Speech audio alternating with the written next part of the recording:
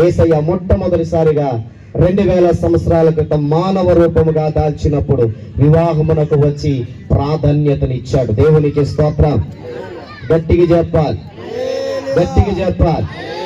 అందుకొరకే పిల్లారా గమనించండి, దేవుని పిల్లలారా, మీరందరూ కూడా ఈ వివాహానికి వచ్చిన ప్రతి ఒక్కరు గ్రహించాలి, వివాహం ఎందుకు ఘనమైనదంటే వివాహమునకు కర్త క్రియాకర్మ యేసు ప్రభు ఒక్కడే. ఆమేన్, ఆమేన్ చెప్పాలి, ఆమేన్ చెప్పాలి.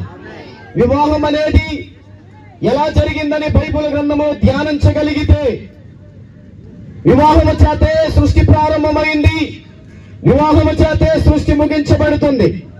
అందుకొరకే నజరేయుడైన యేసుక్రీస్తు ప్రభుల వారు ఈ వివాహానికి వచ్చి మొదటి సూచక క్రియలు చేసి ప్రియులారా యూదులందరూ కూడా ఆశ్చర్యపోయే రీతిగా ప్రభుల వారు అద్భుతము చేశారు.